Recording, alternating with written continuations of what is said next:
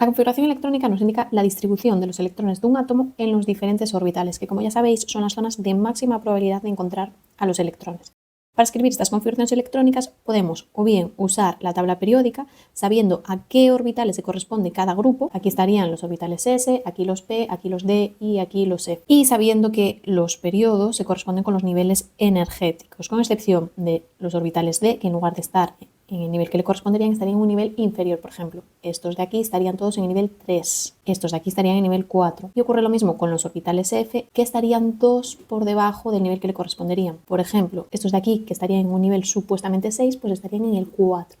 Y estos de aquí estarían en el 5. Si no, también podemos emplear el diagrama de Moller, que es este diagrama que tenemos aquí, que nos indica el orden de llenado de los electrones en los diferentes orbitales. Iríamos por aquí 1s, 2s, 2p, 3s, 3p, 4s, etc. Por supuesto tenemos que tener en cuenta el número máximo de electrones que se pueden poner en cada orbital. En los orbitales S 2 como máximo, en el P 6, en el D 10 y en el F 14. En la tabla periódica es claro, vemos que en los orbitales S nos cogen 2, en los P nos cogen 6 y aquí nos cogen 10 y aquí 14. Pero si no, tenemos que tenerlo muy claro si utilizamos el diagrama de Moller. Y estos electrones máximos que cogen por orbital, al final son una consecuencia de las combinaciones de los diferentes números cuánticos, ¿vale? Porque para que se cumpla el principio de exclusión de Pauli, no podemos tener electrones con los mismos números cuánticos. Esto tenéis vídeos donde explicamos también cómo se hacen estas diferentes combinaciones. Vamos a ver algunos ejemplos de construir configuraciones electrónicas. El hidrógeno, que sabemos que tiene número atómico 1, eso quiere decir que tiene un protón en el núcleo. Y si estamos hablando de un átomo neutro, quiere decir que tenemos un electrón, con lo cual tenemos, si seguimos el diagrama de Moller, tenemos que ir cubriendo este diagrama en función del número de electrones que tenemos. Como solo tenemos 1, pues tendremos 1s1. Si seguimos la tabla periódica, como estamos en esta posición, pues es nivel 1, orbital S y un electrón.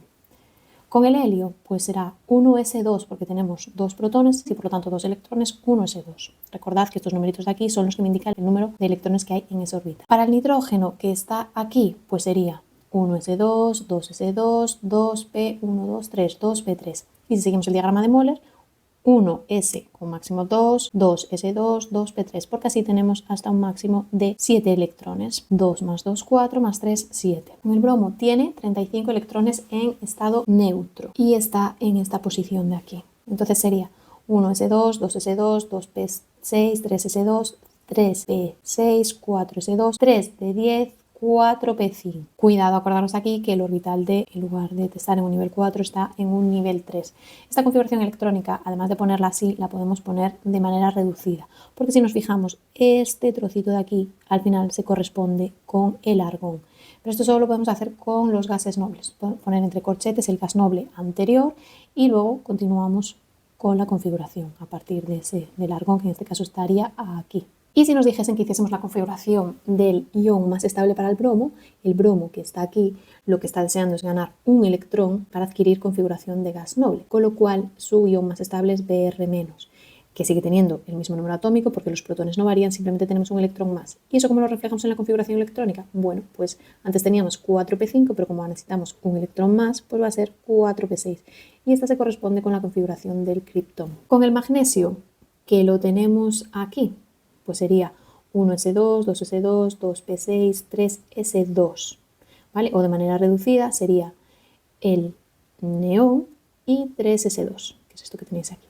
Y si me piden la configuración de su ion más estable, el magnesio perderá 2 electrones para así adquirir configuración del gas noble anterior, que es el neón. 1s2, 2s2, 2p6. Ha perdido estos 2 electrones de aquí y me queda configuración de gas noble. Vale, todas estas configuraciones electrónicas las creamos siguiendo 3 principios de llenado, que son el principio de mínima energía, o Aufbau, principio de máxima multiplicidad o regla de Hahn y el principio de exclusión de Pauli. El principio de mínima energía, al final ya nos lo da básicamente el diagrama de Moller, ya nos va diciendo el orden de llenado según la energía, y el principio de exclusión de Pauli lo cumplimos gracias a que sabemos que el número máximo de electrones que nos cogen por orbital.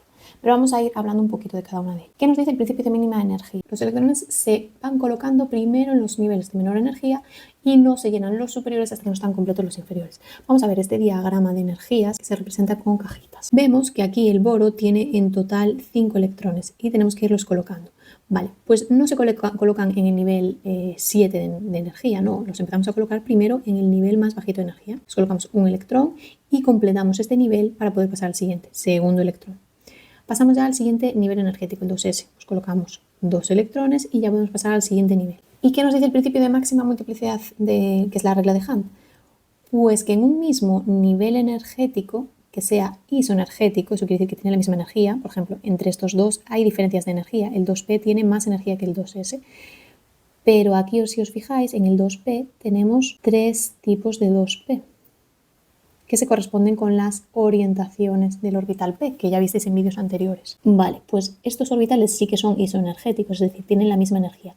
Y los electrones se han de colocar primero de manera desapareada, como tenemos que colocar en este nivel, tenemos que colocar 3 electrones, colocamos primero uno, luego el otro y por último el otro desapareado. Y ahora sí que sí, si ya tuviésemos que añadir un cuarto electrón, ya lo colocaríamos aquí con el spin contrario. Por ejemplo, sin esto incumpliría la regla de Hund, porque estaríamos colocando 1, 2 y luego aquí el tercero. Estaríamos colocando los electrones de manera apareada y esta situación no cumple la regla de Hund. Tendría que ser así, con los electrones desapareados que son más estables.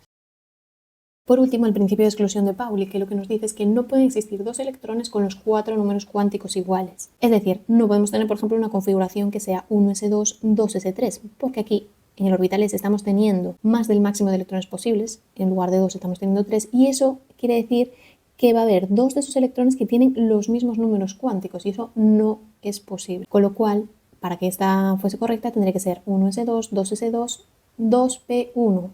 Vale, pasaría ya al siguiente orbital. Vamos a hablar ahora de configuraciones prohibidas y permitidas. ¿Cuáles son los estados o configuraciones prohibidos? Pues son aquellas configuraciones que incumplen el principio o bien de máxima multiplicidad de Hund o el principio de exclusión de Pauli, o ambas a la vez.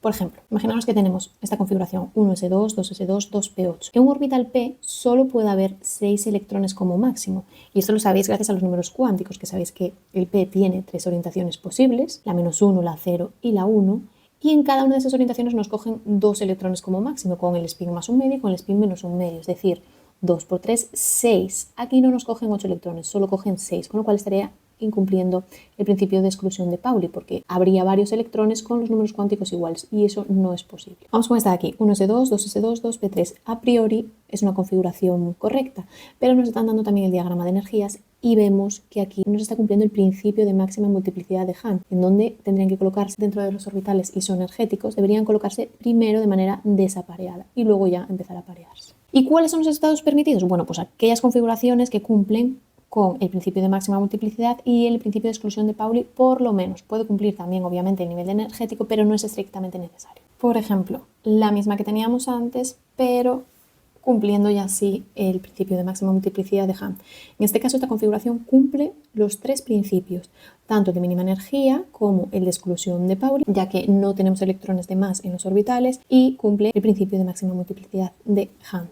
Otro ejemplo, 1s2, 3s2. En este caso está cumpliendo el principio de Hund y el principio de exclusión de Pauli, pero no el de mínima energía. Pero eso no significa que no sea un estado permitido, porque de hecho, dentro de los estados permitidos, el átomo puede estar en lo que se conoce como el estado fundamental, es decir, que cumple el mínimo de energía, 1s2, 2s2, por ejemplo, para el berilio en estado fundamental, pero también este átomo puede estar en un estado excitado. ¿Esto qué quiere decir? Que si tenemos el átomo de berilio y nosotros le aportamos una cantidad de energía, alguno de los electrones puede pasar a un nivel energético superior. ¿Cómo ocurre aquí? 1s2, 3s2. Se ha saltado el nivel 2 porque ha pasado de un orbital 2s a un orbital 3s. Y esto significa que el berilio está en estado excitado, pero es un estado permitido. De hecho, una vez que está en estado excitado, lo normal es que vuelva a su estado fundamental en algún momento.